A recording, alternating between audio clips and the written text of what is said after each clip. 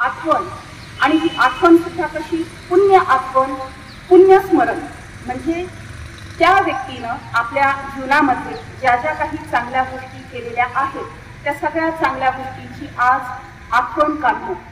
आता मग या आठवणी काढायच्या कशासाठी, तर अशा आठवणी काढून त्या आठवणीपासून प्रेरणा घेऊन त्यांच्या कार्यापासून भावी जीवनाची प्रेरणा घेऊन आपलं आयुष्य घडवणं, याच्यासाठी खरं तर हा आजचा दिवस असतो. पुण्यस्मरण हे कुणाचंही साजरं केलं जात नाही. विशेषतः ज्या लोकांनी स्वतःसाठी जीवन जगण्यापेक्षा आपलं संपूर्ण आयुष्य समाजासाठी खर्ची घातलं, अशा ज्या महान विभूती समाजामध्ये होऊन गेलेल्या आहेत, अशाच महान विभूतींचं स्मरण केलं जातं, पुण्यस्मरण साजरं केलं जातं. निर्मलाताईंना जाऊन आज रुद्र झिरपे, आबासाहेब काकडे येथील विद्यार्थी. खरं तर अडचणींचा सामना हा हिमतीनेच करावा लागतो. अडचणींसमोर निराश होऊन चालत नाही, हे आपल्याला थोडा काय गेला की मग समजून येतं. अडचणी ही आपल्याकडे कायमच्या मुक्कामी राहणार नसतात. कधी मागे आयुष्यात आलेल्या अडचणी, दुःख आठवा की आहेत का आता त्या? नाहीत ना? झाल्यात ना दूर? त्यामुळे निराश व्हायचं नाही, झुंजाळ राहायचं काय, क्षणभर डोळे बंद करायचे, आपल्याला काय करायचं आहे हे आठवायचं आणि पुन्हा नव्या जोमाने कामाला लागायचं. आणि जोपर्यंत मनासारखं मिळवत नाही तोपर्यंत लढायचं, खचून जायचं नाही. एक लक्षात ठेवायचं की दुनिया कहती है तो कहने दो, दुनिया कहती है तो कहने दो, लेकिन खुद को उसमें बहने आले. खरं तर संघर्ष हा कुणालाच चुकला नाही आणि संघर्षाशिवाय जगण्याला अर्थ देखील नाही. त्यामुळे संघर्ष ही जीवन का नारा होता है, हर समंदर का एक किनारा होता है, हर समंदर का एक किनारा होता है, हेही लक्षात असू द्यायचं. असाच संघर्ष करून अनेक अडचणींना तोंड देऊन महात्मा फुले यांच्या वचनाप्रमाणे सावित्रीबाई फुले यांच्या स्त्री शिक्षणाच्या प्रसार कार्यातून प्रेरणा घेऊन अहिल्यानगर जिल्ह्यातील शेवगाव पाथर्डीच्या पंचक्रोशीत ग्रामीण स्त्रिया, दलित, शोषित, अल्पसंख्याक, भटके यांच्या अंधकारमय जीवनात ज्ञानज्योत प्रज्वलित केली त्या निर्मलाताई काकडे. ज्या ग्रामीण भागातील मुलींना कधीच शिक्षणाचा प्रकार दिसला नसता, त्यांच्यावरून आपलं उभं आयुष्य ओवाळून टाकलं, अशा भोरवाडीच्या सावित्रीच्या लेख म्हणजेच निर्मलाताई काकडे. निर्मलाताईंनी स्वतःच्या संसारापेक्षा ज्ञान प्रसाराला अधिक महत्व दिले. शेवगाव पाथर्डीच्या विद्यार्थ्यांचे भवितव्य घडविण्यात ताईंचा सिंहाचा वाटा आहे. ताईंनी स्वतःच्या घराला आपले विश्व न मानता संत वचनाप्रमाणे हे विश्वची माझे घर असे मानून आबासाहेबांना त्यांच्या कार्यामध्ये खंबीर साथ दिली आणि म्हणूनच आजचा हा विस्तार आज आपल्या समोर आहे. खरं तर स्वभावातील जिव्हाळ्यामुळे तालुक्यात ताई म्हणूनच त्यांची ख्याती निर्माण झाली. निर्मलाताईंचा जन्म हा 10 जून 1928 रोजी संभाजी भोर आणि मैनाबाई भोर यांच्या पोटी भोरवाडी येथे झाला.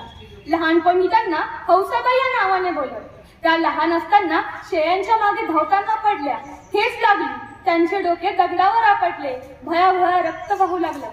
त्या काही खेडोपाडी वैद्यकीय सुविधा उपलब्ध नव्हत्या, रक्त वाहतच होतं, घरगुती उपचार केले, त्या बेशुद्ध पडल्या. सुदैवाने त्याच वेळी सिस्टर हेलन भोर या भोरवाडीला आल्या. त्यांनी त्यांची असहाय्य अवस्था पाहिली आणि घरच्यांची समजूत काढून त्यांनी ललुताईंना पुणे येथील पंचहोत मिशन मध्ये नेले आणि तेथूनच त्यांच्या जीवनाला नवीन कलाटणी मिळाली. खरं तर ताईंचा जन्म 1928 चा.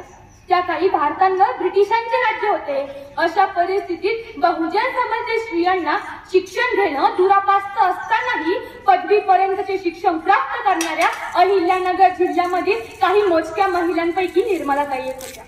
ताई इंग्रजी विषयाच्या शिक्षकाचे मार्गदर्शन मिळाल्याने त्यांचे इंग्रजी शब्दोच्चार हे ब्रिटिश वळणाचे होते.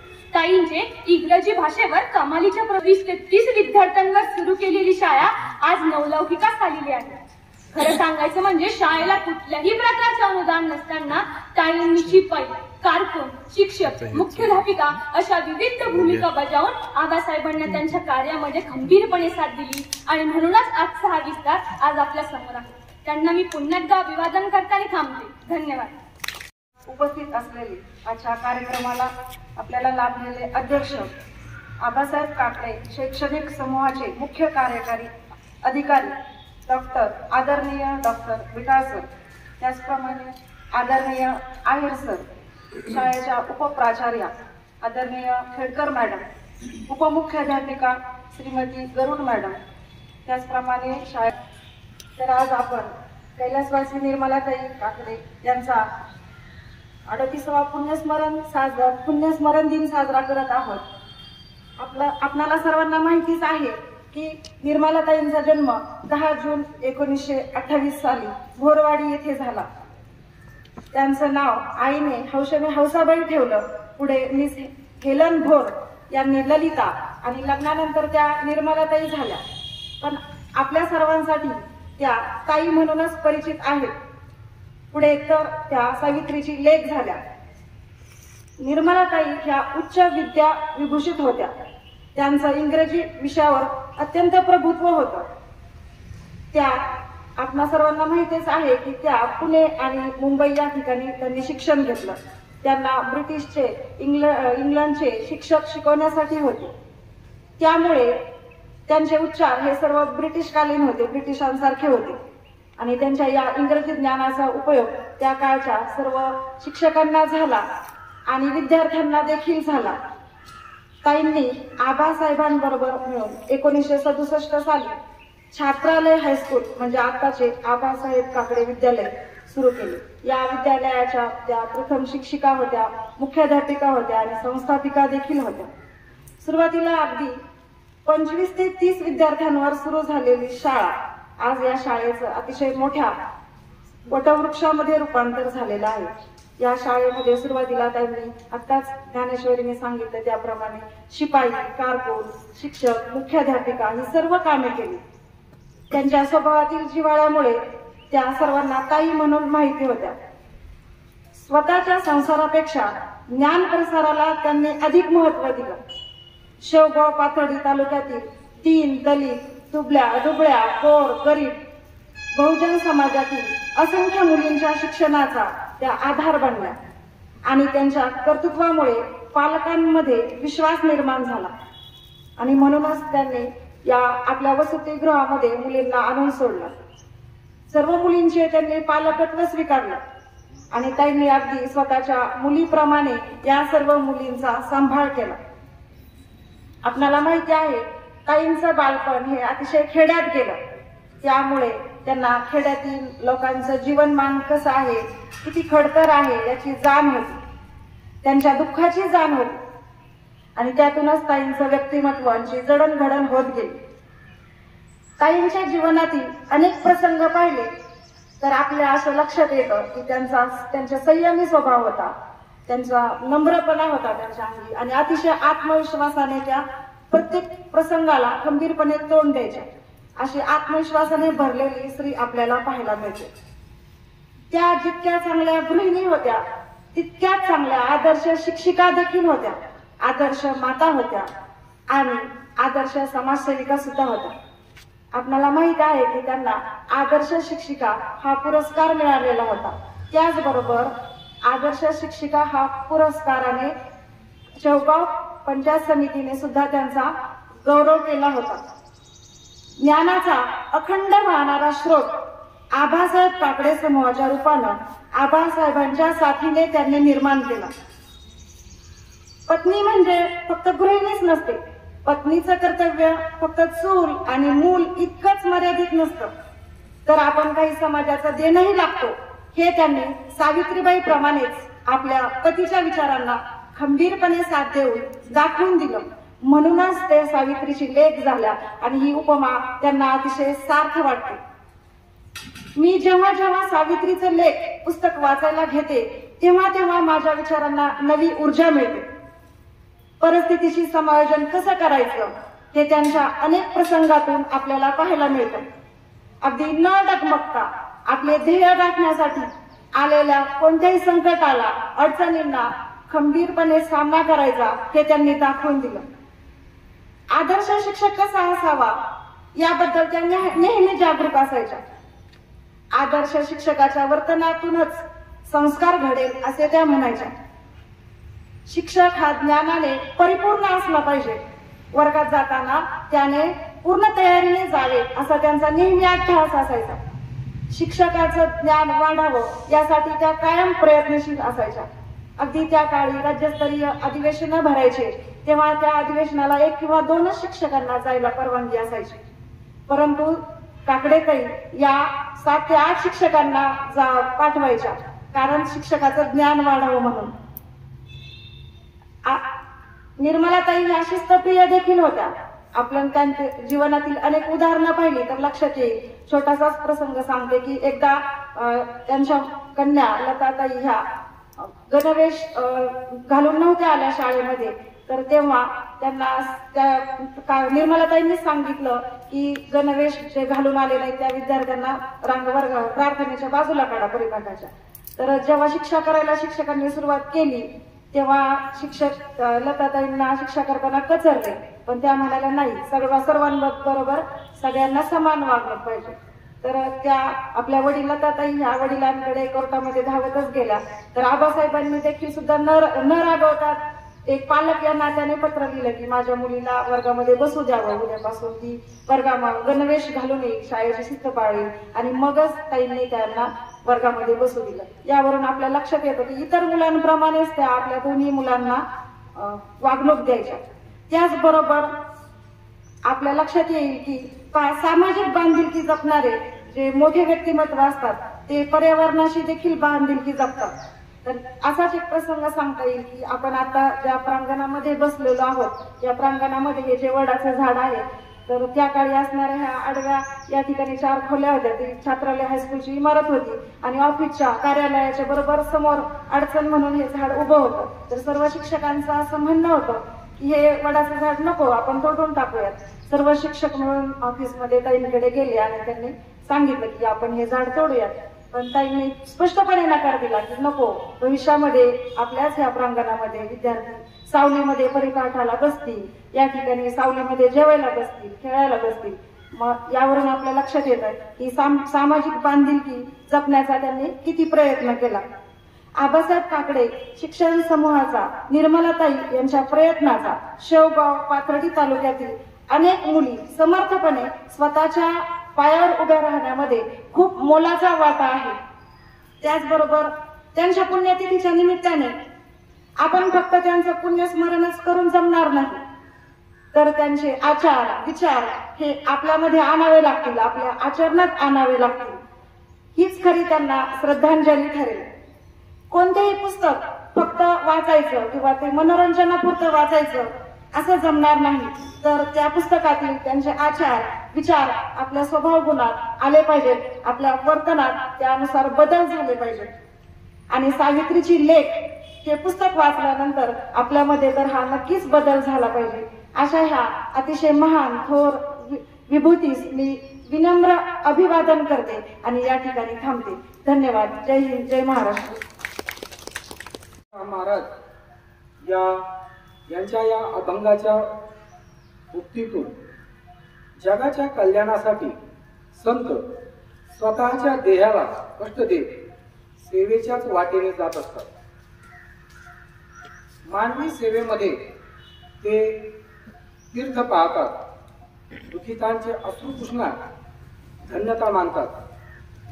अशाच पद्धतीने कृतार्थ जीवन व्यतीत केलेल्या आपल्या संस्थेच्या संस्थापिका आणि माजी मुख्याध्यापिका आदरणीय निर्मलाताई काकडे यांच्या 38व्या पुण्यस्मरण दिनानिमित्त आयोजित या कार्यक्रमाच्या निमित्ताने मंचावर उपस्थित आपल्या संस्थेचे मुख्य कार्यकारी अधिकारी आणि आजच्या कार्यक्रमाचे अध्यक्ष डॉक्टर लक्ष्मणरावजी बिटासर, विद्यालयाचे प्राचार्य संपतरावजी दसपुते सर, विद्यालयाच्या उपप्राचार्या श्रीमती खेडकर मॅडम, ज्यांना ताईंचा प्रत्यक्ष सहवास लाभलेला अशा आपल्या विद्यालयाच्या उपमुख्याध्यापिका श्रीमती पुष्पलता गरुड मॅडम, विद्यालयाचे पर्यवेक्षक श्री आवाड सर, श्री मडके सर, शिक्षण विभाग संस्था शिक्षण विभागाचे सदस्य श्री अशोकरावजी आहेर सर, या ठिकाणी उपस्थित सर्व अध्यापक प्राध्यापक बंधू भगिनी, त्याचप्रमाणे यापूर्वी विचार व्यक्त केलेली कुमारी झेप्पे या ठिकाणी मराठी साहित्य विश्वातील मोठे लेखक डॉक्टर यू म पठाण यांना लेख सावित्रीची हा चरित्र ग्रंथ ज्यांच्या जीवनावर लिहावासा वाटला त्या आपल्या निर्मलाताई, ज्या ग्रामीण कष्टकरी शोषित वर्गातील मुलामुलींना शिक्षणाचा अवकाश दिसावा यासाठी त्यांनी आपले अवघे जीवन व्यतीत केलेले आहे. या ठिकाणी या भोरवाडीच्या सावित्रीच्या लेखीची संघर्षमय प्रेरक चित्रकथा आपण सर्वांनी वारंवार वाचली पाहिजे.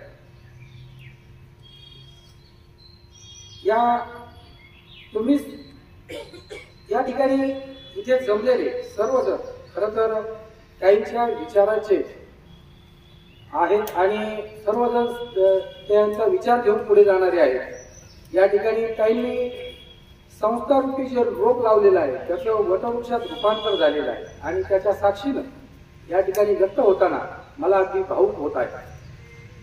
आज आदरणीय निर्मलाताई यांच्या पुण्यस्मरण दिनी त्यांचे विचार आणि शिक्षणासाठी त्यांनी दिलेले योगदान आठवताना मन अगदी अभिमानानं आणि कृतज्ञतेनं भरून येत आहे.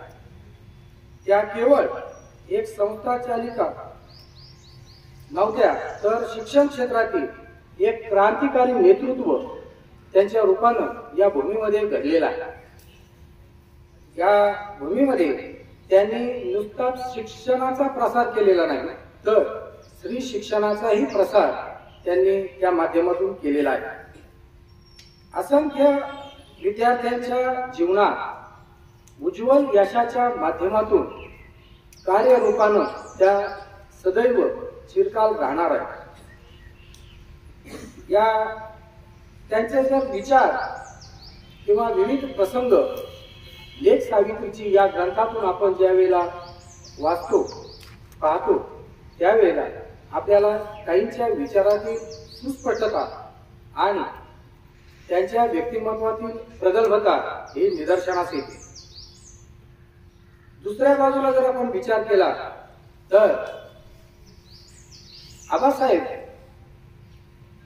शेवगाव पाथर्डीची ही जी भूमी आहे यामध्ये कष्टकरी शोषित वंचित यांचे विविध प्रश्न घेऊन आणि वारंवार आंदोलनाच्या रूपानं ते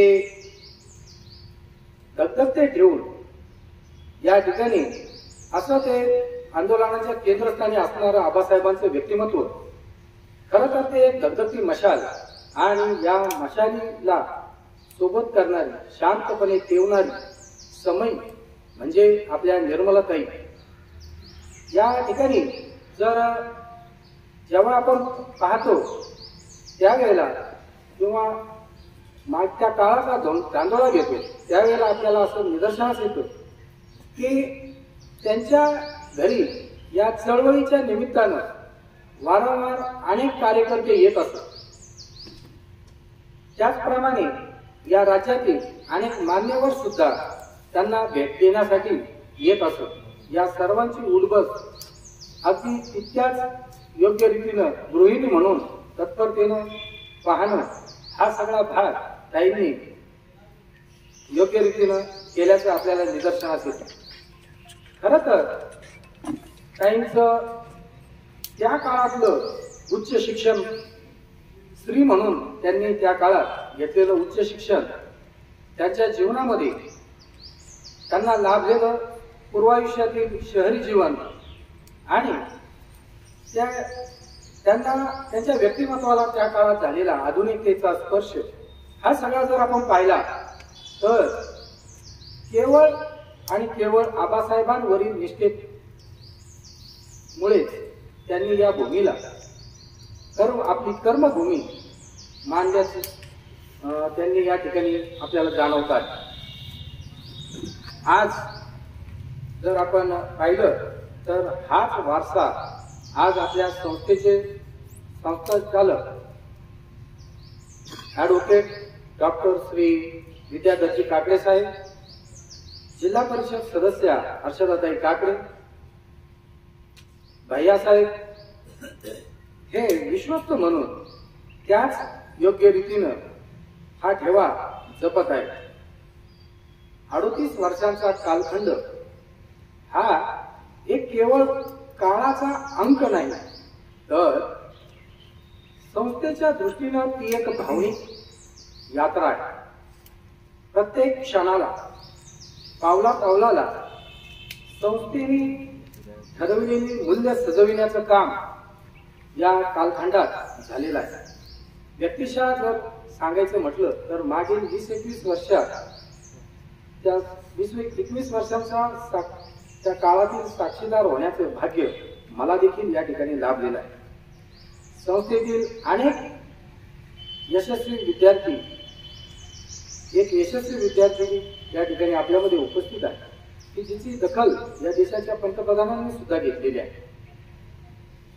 या अशा यशस्वी विद्यार्थ्यांच्या रूपात आदरणीय ताईंचं कार्य आणि त्यांचं अस्तित्व हे चिरकाल आपल्यामध्ये राहणारच आहे. संस्थेच्या सुरुवातीच्या कालखंडाचा जर विचार केला तर अवघ्या काही खोल्या आणि अनेक स्वप्न मनामध्ये घेऊन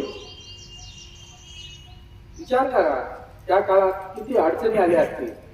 त्याचप्रमाणे त्या साधनांचा अभाव या सर्वांवरती मात करत या संस्थेचा पाया आदरणीय ताईंनी अगदी भक्कमपणे रोवल्याचं आपल्याला निदर्शनास येतं. यातून ताईंचा जो दृढनिश्चयी स्वभाव आहे याची सुद्धा कल्पना आपल्याला येते. शिक्षणातून चारित्र्य निर्माणासाठी योगदान देणाऱ्या आदरणीय ताईंचा पुण्यस्मरण दिन आपल्या सर्वांसाठी हा खरं तर एक भावनिक दिवस आहे. या निमित्तानं मी त्यांना शतशः नमन करतो आणि थांबतो. धन्यवाद. शिक्षिका, संस्थापक, मुख्याध्यापिका, शिस्तप्रिय, विद्यार्थीप्रिय, मृदू, प्रेमळ आणि सर्वात महत्त्वाचे म्हणजे ज्यांचं व्यक्तिमत्व साधी राहणी आणि उच्च विचारसरणी अशा स्वरूपाचं होतं, ज्यांनी आपल्या डोक्यावरचा पदर आयुष्यभर कधीही ढळू दिलेला नाही, अशा सावित्रीची लेक स्वर्गीय निर्मलाताई काकडे यांचं आज 38वे पुण्यस्मरण. मॅडमने सांगितलं, आकोलकर मॅडमने, की पुण्यतिथी आणि जयंती कुणाचीही साजरी केली जात नाही. जे महान विभूती असतात, ज्यांनी सगळं आयुष्य समाजासाठी खर्च केलेलं असतं, त्याग केलेला असतो, अशा महान विभूतींचं पुण्यतिथी आणि जयंत्या साजऱ्या केल्या जातात. निर्मलाताई काकडे यांचा जन्म 10 जून 1928 रोजी भोर, तालुका जिल्हा अहमदनगर या ठिकाणी झाला. त्यांचं शिक्षण BA PT असं होतं. BA ची पदवी त्यांनी विल्सन कॉलेज मुंबई या ठिकाणी घेतलं आणि BT ची पदवी त्यांनी पुण्याला घेतली. 50 ते 60 वर्षाचा हा कालखंड, परंतु या काळातही त्यांनी स्पेशल इंग्लिश विषय घेतलेला होता. ही खूप महत्वाची गोष्ट होती, अभिमानाची गोष्ट होती. आणि त्यांचे जे काही इंग्लिश उच्चार होते अतिशय आधुनिक होते, मॉडर्न होते, इंग्रजी वळणाचे होते. मुलांना शिकवताना सुद्धा त्यांचा वापर, त्यांच्या ज्ञानाचा वापर करत. सुरुवातीला नंतर त्यांचं लग्न आबासाहेबांशी झालं. शिक्षिका म्हणून त्यांनी सुरुवातीला दौंडला ज्योतिप्रसाद विद्यालय या ठिकाणी नोकरी केली. त्यानंतर अहमदनगर येथील रेसिडेन्शियल विद्यालयामध्ये त्यांनी शिक्षिका म्हणून काम केलं. तिथून त्यांची बदली शेवगाव या ठिकाणी झाली आणि शेवगावला 5 जून 1967 पर्यंत त्यांनी शिक्षिका म्हणून काम केले. त्याच वेळेला आबासाहेब आणि निर्मलाताई यांच्या मनामध्ये विचार येत होते. विचार करत होते की शेवगाव तालुका आसपासचा परिसर हा गोर गरीब दीनदलित कष्टकरी शेतकऱ्यांचा आणि अशा दीनदलितांच्या शेतकऱ्यांच्या कष्टकऱ्यांच्या मुलांसाठी जर आपण या ठिकाणी शाळा सुरू केली तर किती चांगलं होईल, हे मुलं शिकतील हा विचार त्यांच्यामध्ये आला आणि तो त्यांनी प्रत्यक्षात कृतीत आणला. 1967 त्यांनी आत्ताच आबासाहेब काकडे विद्यालय म्हणजे पूर्वीचं छात्रालय हायस्कूल शेवगाव हे विद्यालय त्यांनी सुरू केलं. सुरुवातीला फक्त 25 ते 30 मुलंच असायचे विद्यालयामध्ये, परंतु आज जर आपण पाहिलं तर हजारो विद्यार्थी या ठिकाणी शिक्षण घेत आहेत.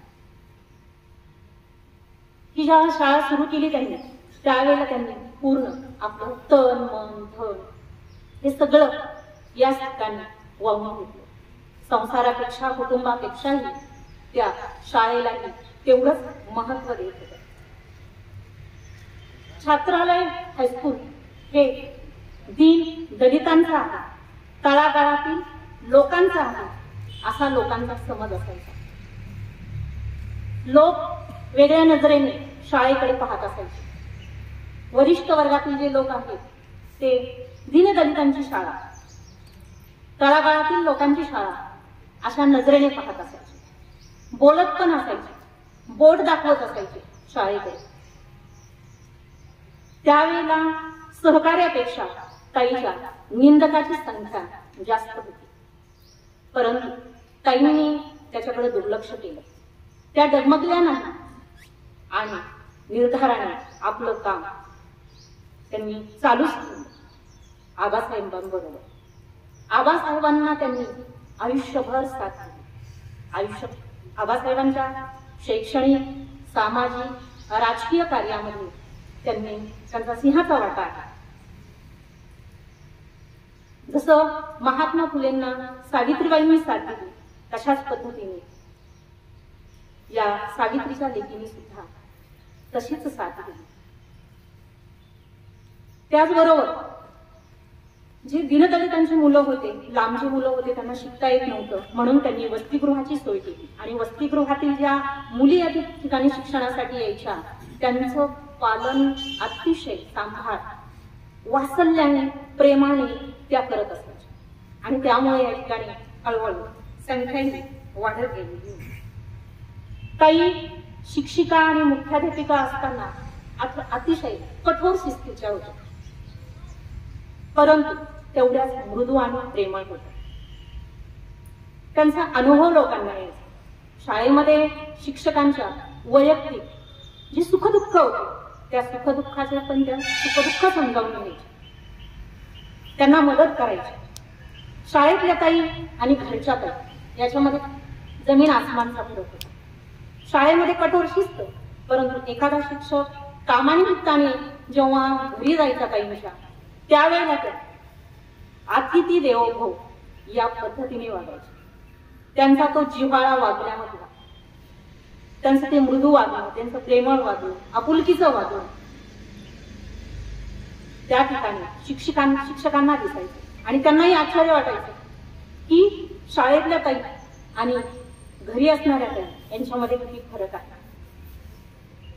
एवढ्या मोठ्या संस्थात्मक मुख्याध्यापिका असताना सुद्धा त्यांचं वागणं अतिशय मृदू आणि प्रेमळ होतं. हे एक अतिशय वाखाणण्याजोगी गोष्ट आहे. त्यांच्या तो प्रेमाचा आणि जिव्हाळ्याचा झरा याचा प्रत्येक घरी गेलेल्या त्या शिक्षकांना किंवा कोणत्याही व्यक्तीला येत असायचा.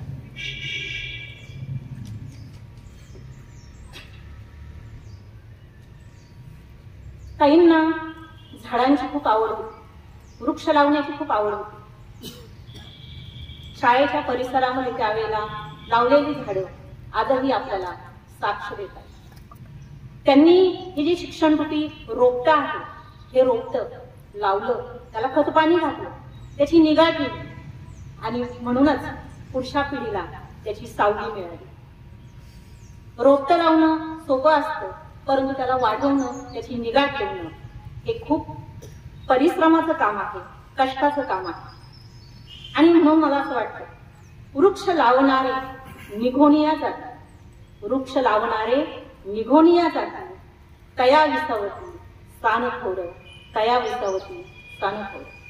आज आपण सर्वजणच या वटवृक्षाच्या सावलीचा, निर्मलाताईंनी, आबासाहेबांनी लावलेल्या या वटवृक्षाच्या सावलीचा आज आपण सर्वजण उपभोग घेत आहोत, सर्वजण त्याचा आनंद घेत आहोत.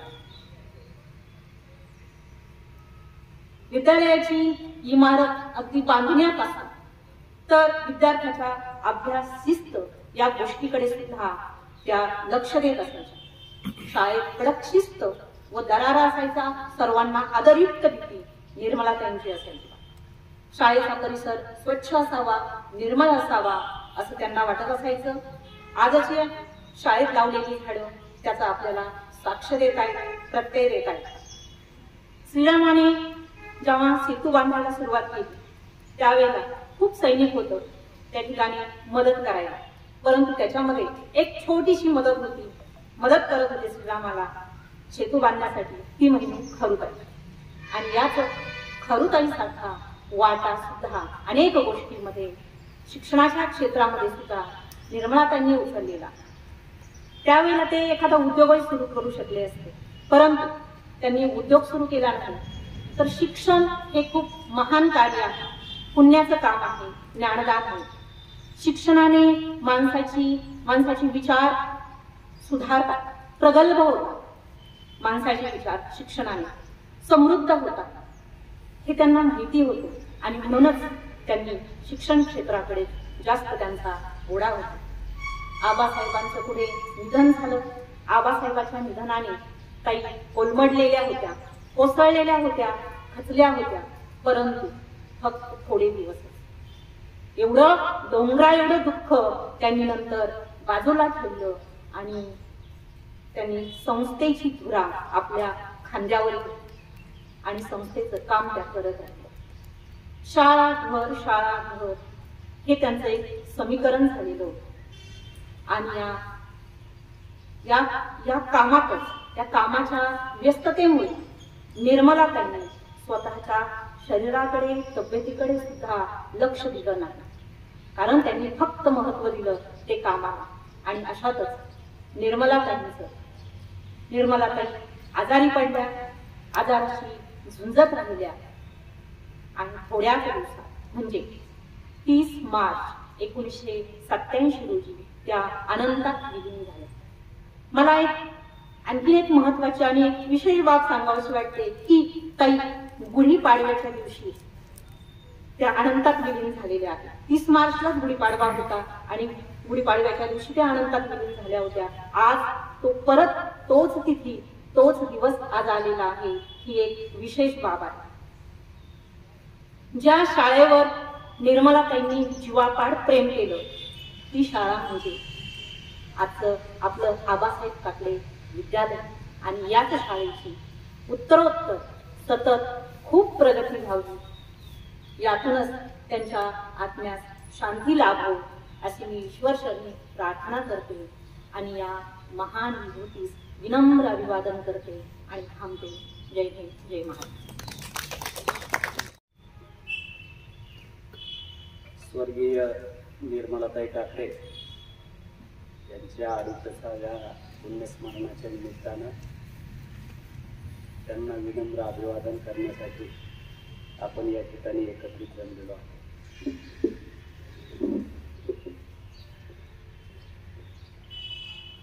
या कार्यक्रमाच्या निमित्तानं मंचावर उपस्थित असलेले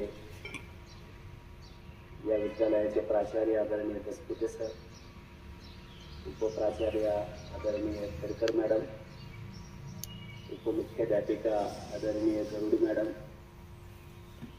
पर्यवेक्षक आदरणीय सुनील आव्हाड सर, मडके सर, संस्थेच्या शैक्षणिक विभागाचे सदस्य सहप्रमुख प्राध्यापक आहेर सर, त्याचबरोबर या शाळेचा सर्व अध्यापक वर्ग, बंधू भगिनी, आणि शिक्षक शिक्षकेतर कर्मचारी बंधू भगिनी,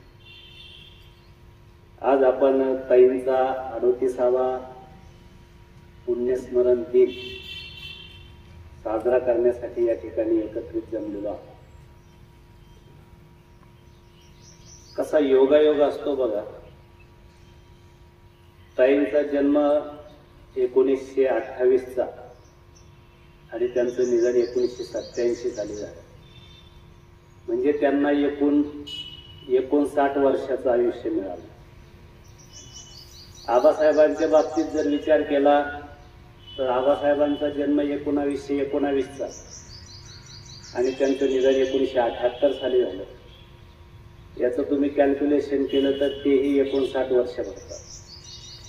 म्हणजे ताईंना आणि आबासाहेबांना दोघांनाही 59 वर्षाचं आयुष्य मिळालं. हा एक विलक्षण योगायोग आहे.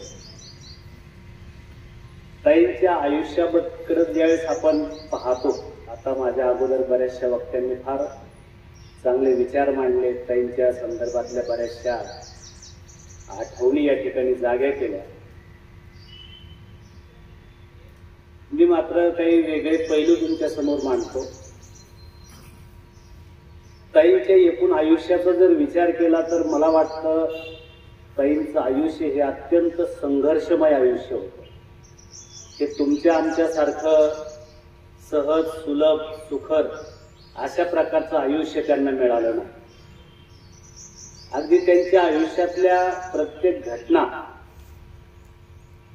तुम्ही जर बघितल्या तर प्रत्येक ठिकाणी त्यांच्या वाट्याला संघर्ष आलेला आहे. म्हणजे अगदी भोरवाडी सारख्या एका डोंगरातल्या छोट्याशा गावामध्ये की जिथे 100-150 घराची वस्ती आहे, अशा गावात त्यांचा जन्म होतो. साधारणपणे 3री मध्ये असताना, म्हणजे कदाचित 8 वर्षाचं त्यांचं आयुष्य असावं. वयाच्या 8व्या वर्षी शेळ्यामागे धावता धावता ठेच लागून त्या पडतात काय, त्यांच्या डोक्याला मोठी जखम होते काय, ती जखम चिघळत जाते काय, अगदी त्या जखमेमध्ये जंत निर्माण होईपर्यंत ती चिघळत जाते आणि ही मुलगी काही आता जगत नाही, अशा प्रकारची घरातल्या प्रत्येकाची मानसिकता होती. म्हणजे बघा, अगदी कमी वयामध्ये मला वाटतं त्यांच्या वाट्याला आलेला हा पहिला संघर्ष आहे. हा संघर्ष जीवना मरणाचा संघर्ष आहे की अगदी सगळ्यांनी आशा सोडून दिलेली. त्यावेळेसच्या ग्रामीण भागातल्या रूढी परंपरेनुसार किंवा विचार पद्धतीनुसार त्या जखमेवर उपचार करण्यात आले. मात्र त्या उपचारानं ती जखम बरी होण्याऐवजी अधिक चिघळत जाते आणि आता ही मुलगी जगणारच नाही, अशा प्रकारची आशा ते कुटुंबीय सोडून देतात. अशा जीवन मरणाशी संघर्ष करत असताना, प्रचंड वेदना सहन करत असताना तिथं हेलन भोरवाडीमध्ये येतात काय आणि त्या घरच्यांपुढे प्रस्ताव मांडतात की या मुलीला तुम्ही माझ्याकडे द्या, मी तिच्यावर उपचार करते, तिला बरी करते. मात्र तो जो काळ होता, त्या मुलीला हेलन भोरकडे सोपवायचं की नाही हा मोठा प्रश्न या कुटुंबियापुढे पडलेला आहे. कारण 2 गोष्टी आहेत. 1847 साली भोर कुटुंबातल्या एका रामजी भोर नावाच्या व्यक्तीनं ख्रिश्चन धर्म स्वीकारला आणि म्हणून गावकऱ्यांनी आणि या भोर कुटुंबियांनी त्यांना वाईट टाकलं, त्यांच्यावर बहिष्कार टाकला. आणि मग अशा कुटुंबातली ही हेलन भोर हिच्या हवाली मुलीला करायचं का, आणि उद्या हिनं जर मुलीला ख्रिश्चन केलं तर काय. म्हणून त्या मुलीच्या जीवाचा विचार करायचा की धर्माचा विचार करायचा हा प्रश्न त्यांच्या पुढे उभा राहिला. परंतु ताईंच्या आई ह्या फार सुज्ञ होत्या, एक कर्तबगार स्त्री होती, मैनाबाई भोर. अगदी त्या परिसरामध्ये कुठलाही अधिकारी आला तरी त्यांच्या वाड्यावर तो अगोदर यायचा, एवढा दबदबा होता. आणि म्हणून त्यांनी विचार केला आणि एलनभर पुढे स्पष्टपणे सांगितलं की मी मुलीला तुमच्या हवाली करते, परंतु तुम्ही तिला ख्रिश्चन बनवायचं नाही. आणि मग असा समझोता होतो की जर या मुलीचं जर काही बरं वाईट झालं तर तिचे विधी हे ख्रिश्चन धर्मानुसार होणार आणि ती जगली तर ती हिंदू धर्मानुसार तिचं जीवन आचरण करणार. या समझोत्यावर ताईंना एलनभोरच्या हवाली केलं जातं. पंच हाऊस मिशन नावाचं जे मिशनरी काम पुण्यामध्ये चालत होतं, तर त्या ठिकाणी एलनभोर होत्या, त्या नन होत्या. नन म्हणजे लग्न न करता धार्मिक कार्य करत राहणार. तर त्या नन होत्या. त्यांनी ताईंना पुण्याला नेलं, त्यांच्यावर उपचार केले आणि उपचार केल्यानंतर त्या जखमेपासून त्यांची मुक्तता झाली. ताईंना जीवदान मिळालं आणि आयुष्यातला हा पहिला संघर्ष, त्या संघर्षावर ताईंनी मात केलेली होती आणि त्या जीव घेण्या आजारातून, जखमेतून त्या बऱ्या झालेल्या होत्या. पुढे एलनभोर त्यांना पुण्यातल्या सेंट अँड्रूज गर्ल्स हायस्कूलमध्ये टाकतात. इंग्रजी माध्यमाची शाळा, शिकवायला सर्व ब्रिटिश शिक्षक आहेत. त्या वातावरणामध्ये ताई शिकतात. ब्रिटिश पद्धतीचे संस्कार त्यांच्यावर होतात. त्या शाळेतली त्यांची प्रगती बघून पुढचं उच्च शिक्षण त्यांना द्यायला हवं, कारण या मुलीला शिक्षणामध्ये चांगली गती आहे हे एलनभोर ओळखतात आणि त्यांना मुंबईला विल्सन कॉलेजमध्ये पदवीसाठी पाठवतात. विचार करा, त्या काळामध्ये एवढ्या चांगल्या पद्धतीचं शिक्षण एका खेड्यातल्या मुलीला मिळणं हे फार बुराक असतात. ताई त्या ठिकाणी विल्सन कॉलेजमध्ये BA होतात आणि तिथून आल्यानंतर त्यांचे एक भाऊ दौंड या ठिकाणी रेल्वेचे ड्रायव्हर म्हणून काम करत होते, मोटरमन म्हणून काम करत होते. तर त्या त्यांच्याकडे येतात आणि तिथे सेठ ज्योतिप्रसाद विद्यालयामध्ये शिक्षिका म्हणून काम करायला लागतात. आता या शिक्षणाच्या दरम्यान ताईंना बऱ्यापैकी संघर्ष करावा लागलेला, कारण पुण्यातलं शिक्षण संपल्यानंतर त्यांना ज्यावेळेस मुंबईला ठेवलं जातं, मुलींच्या वसतिगृहामध्ये त्या राहतात, त्यावेळेस त्यांना शिक्षणासाठी येणारा खर्च, या खर्चाच्या संदर्भातला त्यांचा संघर्ष आहे. हे भोर कुटुंबीय त्यांना मनी ऑर्डरनं पैसे पाठवतात, परंतु प्रत्येक वेळेस वेळेवरच पैसे मिळतात असं नाही.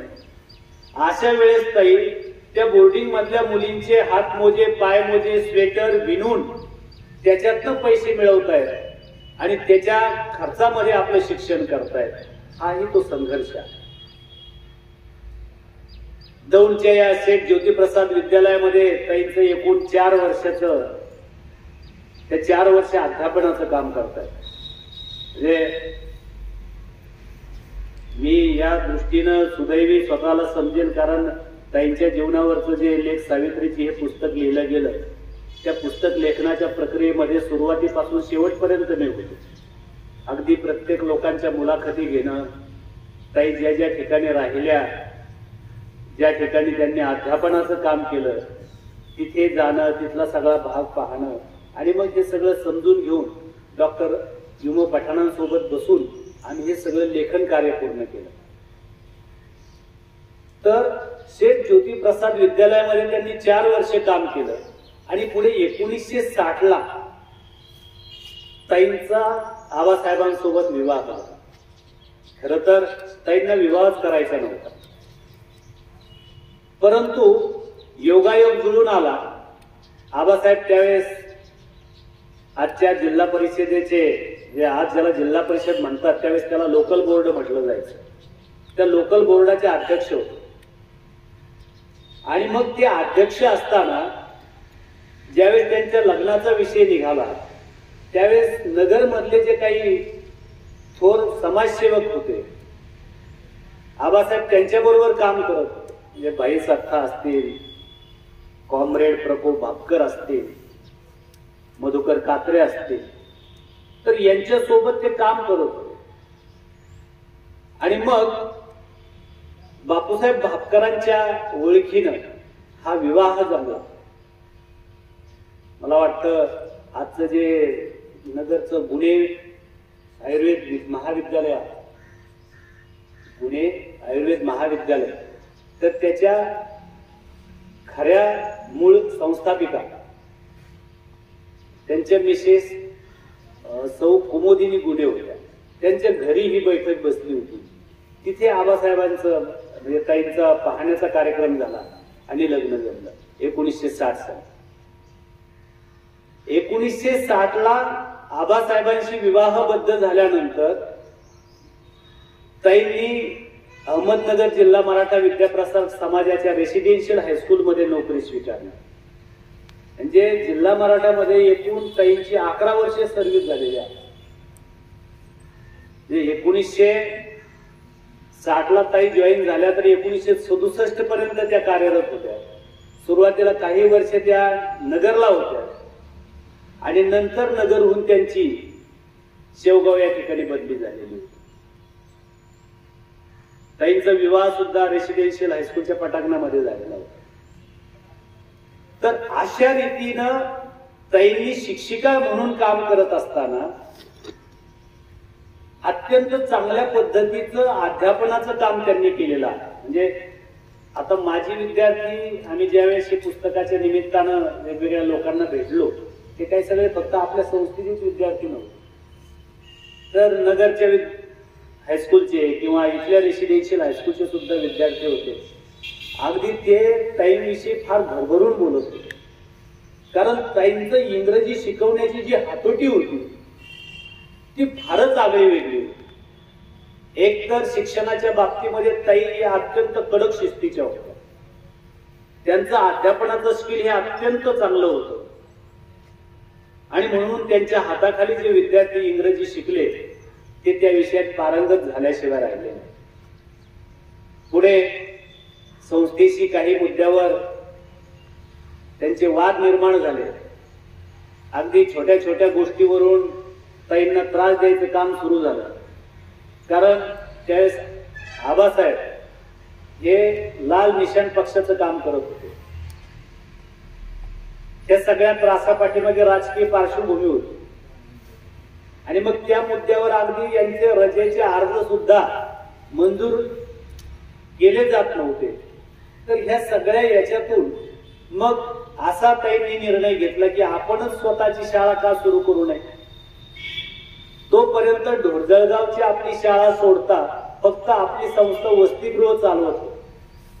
म्हणजे 1933 ते 1962 म्हणजे आपली संस्थेची पहिली शाळा 62 ला सुरू झाली. 1933 ते 62 फक्त वसतिगृह चालवली जात होती. नंतर पुढे 1967 ला हे काकडे विद्यालय त्यांनी सुरू केलं. परंतु इथे ताईंच्या वाट्याला मोठा संघर्ष आला.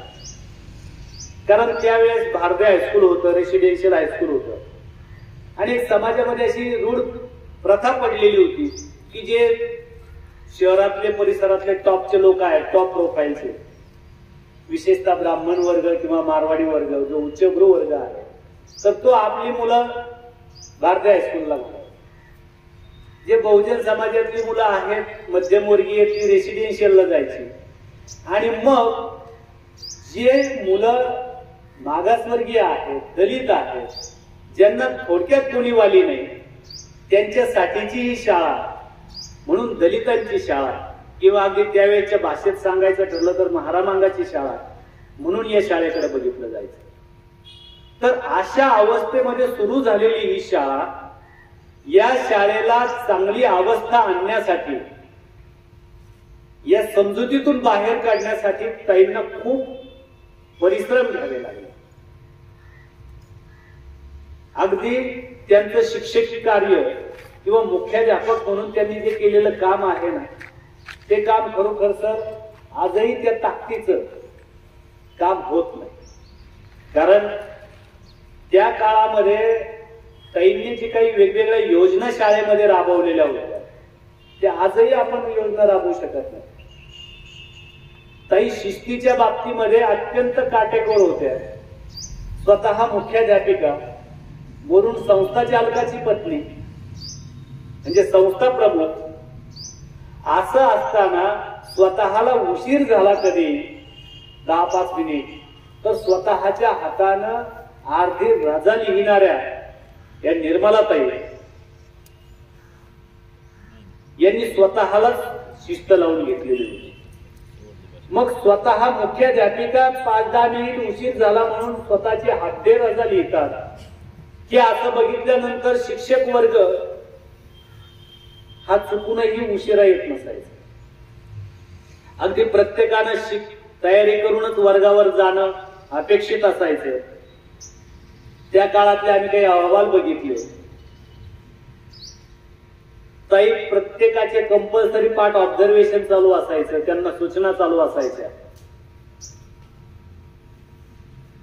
त्यानंतर प्रत्येक वर्गामध्ये पुस्तकाच्या पेट्या असायच्या, की ऑफ तासाला त्या मुलांनी इकडे तिकडं गोंधळ न घालता प्रत्येक वर्गामध्ये पुस्तक पेढ्या ठेवलेल्या होत्या. मग ते त्यातले पुस्तकं घ्यायची, प्रत्येकानं वाचायची, वाचून पुढा तिथं ठेवायची. प्रत्येक वर्गामध्ये स्पीकर ठेवलेले होते. सूचना द्यायच्या ठरल्या तर ताई ऑफिस मधून सूचना देत होत्या. अगदी इथल्या प्रत्येक वस्तूवर, या इमारतीवर, या पर्यावरणावर ताईंनी प्रचंड प्रेम केलं. अगदी काही घटना सगळ्या पुस्तकात त्या लिहिता आल्या नाही, परंतु ताई इतक्या कधी कधी कठोर व्हायच्या शिस्तीच्या बाबतीत, की आपल्या संस्थेतला, आपल्या शाळेतला शिक्षक जर कुठं चुकला तर त्याला कधी सोडत नसायचे. अगदी एक घटना तर अशी घडली की त्यांना असं कळलं की एक शिक्षक कुठेतरी पत्ते काय.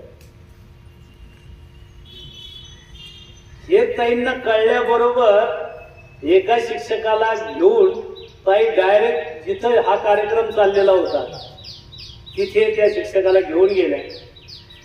जाताना त्यांना सांगितलं, तुम्ही येऊ नका, तुम्ही थोडं बाजूला थांबा, नंतर तुम्हाला त्रास होईल. कोणी सांगितलं बुवा.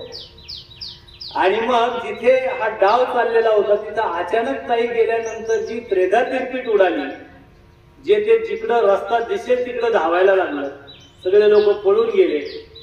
त्यावेळेस बिचारे शिक्षकही मर्जीवान होते. ताईंपासून लपण्यासाठी त्या माणसाने तिथं जे पोतं पडलेलं होतं ते पोतं घेतलं, स्वतःच्या अंगात असं कोंबून घेऊन तिथे कोपऱ्याला पडून राहिला. एवढा धाक ताईचा होता. कारण स्वतः मुख्याध्यापिका जर तत्वानं वागते,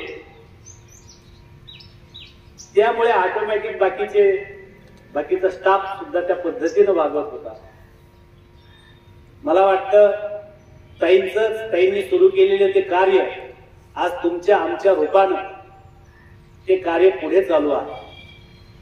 ताईंनी घालून दिलेले नियम, ताईंनी घालून दिलेलं तत्व आणि त्यांनी जो काही हा वारसा आपल्याला दिलेला आहे, मला वाटतं आपण जर आपलं काम ते अत्यंत चांगल्या पद्धतीने केलं तर मला वाटतं या सारखी दुसरी मोठी श्रद्धांजली ताईप्रती असू शकत नाही. आणि म्हणून आपण आपलं काम अत्यंत चांगल्या पद्धतीनं करणं हे मोठं, सगळ्यात मोठं ताईंनी केलेलं अभिवादन ठरणार आहे. पुढे हे सगळा संघर्ष करत असताना ताईंच्या सुद्धा बदल्या झाल्या बरं का.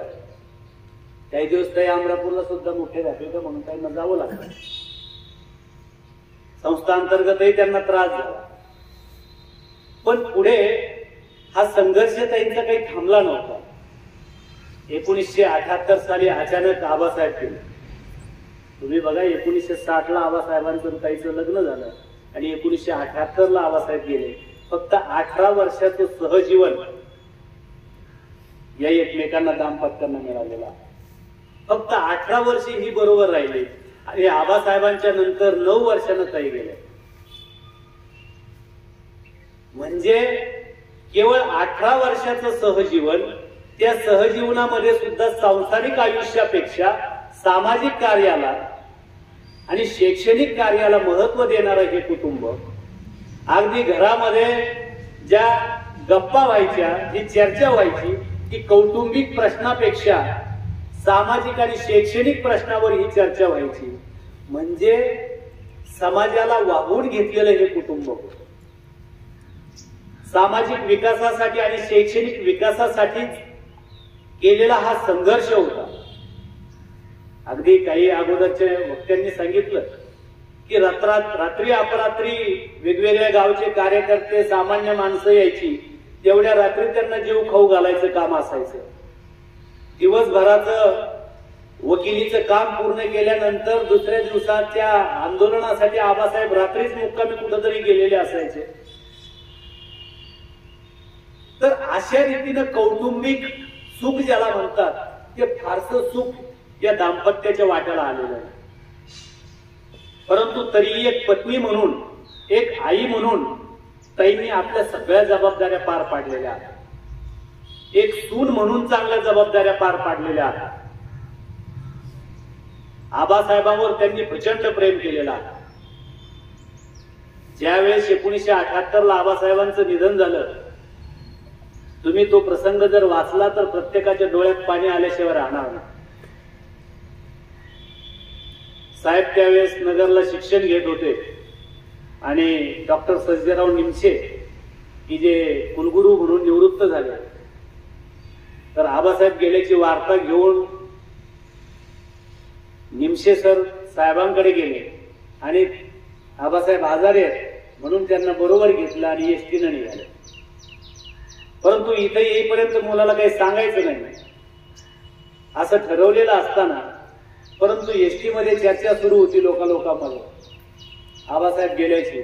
आणि अमरापूर जवळ गाडी आल्यानंतर साहेबांना या घटनेचा उलगडा झाला आणि तिथून पुढचं जे वर्णन आहे ते अक्षरशः डोळ्यात पाणी आणणारं आहे. आबासाहेबांच्या निधनाची वार्ता कळल्याबरोबर ताईंना किती दुःख व्हावं. ताई मूर्छित पडल्या, दात खिळी बसली. ती दात खिळी उचकटता उचकटता काहीतरी पूर्वी ते चमचा वगैरे काहीतरी पळी वगैरे मुलतनं घालून ते दात खिळी उचकटण्याचा प्रयत्न केला तर त्याच्यात त्यांचे दात पडले. एवढा प्रचंड दुःखाचा आवेग हा ताईंना होता. आबासाहेबांच्या नंतरही ताईचा संघर्ष काही थांबला नाही, उलट तो अधिक पटीनं वाढला. कारण कौटुंबिक कलह पुन्हा जागे झाले, प्रचंड विरोध सुरू झाला. एक वेळ तर अशी आली की शेवटी हे सगळं घरदार सोडून मुलं घेऊन बाहेर पडण्याचा निर्णय ताईंनी घेतला. आपल्या जवळच्या चाव्या त्या संबंधिताच्या अंगावर फेकल्या आणि हे चाव्या सांभाळा, हे सगळं सांभाळा, मी माझी मुलं घेऊन बाहेर पडते असं म्हणून ताईंना, जे साहेबांना आणि लताताईंना बरोबर घेऊन ताई बाहेर निघाल्या. तर अशा प्रकारचा संघर्ष त्यांनी केलेला आहे. आबासाहेबांच्या नंतर नुसता कौटुंबिक संघर्ष त्यांना करावा लागला असं नाही, तर संस्था पातळीवरचा संघर्ष करावा लागला. त्यांना या संस्था सांभाळता सांभाळता स्वतःच्या शरीराकडे आणि कुटुंबाकडे दुर्लक्ष करावं लागलं. मात्र हे करत असताना एक आई म्हणून स्वतःच्या मुलांचीच नाही तर आपल्या सौतीच्या मुलांचीही काळजी त्यांनी घेतलेली आहे. आबासाहेबांच्या मृत्यूनंतर ऍडव्होकेट सुभाषरावांचं शिक्षण चालू होतं. आता शिकायचं कसं हा मोठा प्रश्न त्यांच्या पुढे होता. त्यावेळेस ते MA औरंगाबाद या ठिकाणी करत होते की आता ताई पुढे मी कसा शिकू. सुभाषराव काकडेंनी ताईंना प्रश्न विचारला पण ताईंनी त्यांना आधार दिला की तू घाबरू नको, मी तुझ्या बरोबर आहे, तुला काय शिकायचं ते शिक. शिक्षण पूर्ण झाल्यानंतर जिल्हा मराठामध्ये त्यांना प्राध्यापक म्हणून नोकरी लागली. ही नोकरी मिळण्यासाठी ताई सुभाषरावांना बरोबर घेऊन आठरे पाटलांकडे जातात आणि तिथं जाऊन या मुलाला तुम्ही नोकरीवर घ्या अशा प्रकारची गळ घालताय. आठरे पाटलांच्या चेहऱ्यावर प्रचंड आश्चर्य आणि एक वेगळी भावना आहे, कारण त्यांना काकडे कुटुंबामध्ये चाललेला वाद कलह हा माहिती आहे. आणि असं असून सुद्धा आपल्या सावत्र मुलाला नोकरी मिळावी, त्याचा चरितार्थ चांगला चालावा याच्यासाठी ही माता आपल्याकडे आली. ताईंच्या शब्दावर त्यांना नोकरी दिली जाते. या सगळ्या जबाबदाऱ्या ताईंनी पार पाडलेल्या आहेत. आपल्या मुलांना योग्य पद्धतीने सांभाळण्याचं आणि त्यांच्यावर चांगले संस्कार करण्याचं काम केलं. मगाशी कोणीतरी सांगितलं की लताताईंनी युनिफॉर्म घातला नाही म्हणून आपल्या मुलीला सुद्धा त्या वर्गामध्ये बसू देत नाही. पालकाचं पत्र येईपर्यंत त्या बाहेर ठेवतायत. किती मोठी शिस्त. इतर मुलांमध्ये आणि आपल्या मुलामध्ये शिक्षकांनी भेद करू नये याच्यावर त्यांचा कटाक्ष आहे. मुलांकडनं ते चांगला अभ्यास करून घेत आहेत. पुढे भविष्यामध्ये प्रचंड या मुलांना संघर्ष करावा लागणार आहे हे ओळखून त्यांना तेवढं सक्षम बनवण्याचं काम ते करतायत. आणि हे सगळं चालू असताना शेवटचा संघर्ष पुन्हा ताईंच्या वाट्याला येतो. ताईंना व्याधी जडते. त्या व्याधीमध्ये प्रचंड यातना ताईंना सहन करावं लागतं. डोक्यामध्ये प्रचंड आग, प्रचंड वेदना होत आहेत. त्याच दरम्यान साहेबांना ILS कॉलेजमध्ये त्यांनी पुण्याला LLB केलं आणि त्या LLBच्या परीक्षेमध्ये विद्यापीठाचं सुवर्ण पदक मिळालं. विद्यापीठाचं सुवर्ण पदक मिळणं म्हणजे फार मोठी गोष्ट. आणि त्या पदवीदान समारंभासाठी ताईंना उपस्थित राहण्याची मनस्वी इच्छा, परंतु इकडे आजारी पडलेल्या प्रचंड वेदना होत आहेत. परंतु तरी सुद्धा अँब्युलन्स मध्ये व्हीलचेअरवर ताई साहेबांना घेऊन काहीतरी काम काढून दवाखान्यामध्ये दाखवायचंय असं कारण काढून त्या साहेबांना घेऊन पुण्याला जात आहेत. विद्यापीठामध्ये पदवीदान समारंभ सुरू आहे. ताई अँब्युलन्स मध्ये बसलेले आहेत. तिथून ते सगळं ऐकतायत. आणि मग ते पदक घेऊन साहेब ज्यावेळेस ताईकडे येतात त्यावेळेस ताईंच्या चेहऱ्यावरच्या भावना आणि कृतार्थता काही और होती. तिथून आल्यानंतर सरळ ताईंना नित्यसेवा हॉस्पिटलमध्येच ऍडमिट करावं लागलं. त्यांच्या बेडवरच ते पदक बराच काळ होतं. पुढे या आजारामुळे ताईचं निधन होतं आणि साहेबावर मोठा दुःखाचा डोंगर कोसळतो आणि ताईंच्या संघर्षाचा या ठिकाणी शेवट होतो. मित्रांनो, एखाद्या व्यक्तीला चांगलं जन्मानं घरानं मिळणं, चांगल्या प्रकारचं शिक्षण मिळणं, चांगल्या प्रकारचा पती मिळणं, ऐश्वर्य संपन्नता लाभणं, एवढं सगळं लाभून सुद्धा आयुष्यभर संघर्ष वाट्याला येणं हे गणित थोडं विचित्र आहे. परंतु ते ताईंच्या वाट्याला आलं. परंतु ताईच्या वाट्याला हे दुःख आलं, संघर्ष आलं, त्यातून त्या घडत गेल्या आणि या सगळ्यातून त्यांनी ज्या समाजासाठी काहीतरी वेगळं केलं, मला वाटतं काही पिढ्या त्यांच्या ऋणी ठरलेल्या आहेत. कारण त्या काळामध्ये काकडे बोर्डिंग जी मुलींची बोर्डिंग होती, जर ताई नसत्या तर त्या बोर्डिंग मध्ये लोकांनी आपल्या मुलींना पाठवलंच नसतं. कारण घराच्या आत मुलीला ठेवण्याची प्रथा होती, मुली बाहेर ठेवायच्या नाही. अशा विचारसरणी त्या काळामध्ये त्या लोकांची होती. असं असताना केवळ ताईच्या भरवशावर पालकांनी आपल्या मुलींना इथे ठेवलं आणि केवळ ताईमुळे अनेक मुलींची शिक्षण झाली, अनेक सामान्य घरातली मुलं शिकली आणि स्वतःच्या पायावर उभी राहिली. मला वाटतं की त्यांचं कार्य हे काळाच्या ओघात कधीही न पुसणारं असं कार्य आहे. तर या कार्याचं सतत स्मरण ठेवत आणि त्यांनी आपल्याला जो वारसा घालून दिलेला आहे त्या वारशाचं जतन करत तुम्हाला आम्हाला जगायचंय, हे शैक्षणिक कार्य करायचंय. मला वाटतं हे आपण मनातून जर काम केलं, कारण पोटापुरतं आणि स्वतःचा चरितार्थ चालवण्यापुरतं नोकरी करणं, शिक्षकी पेशा करणं एवढं अपेक्षित नाही. म्हणून याला पेशा म्हटलं जातं.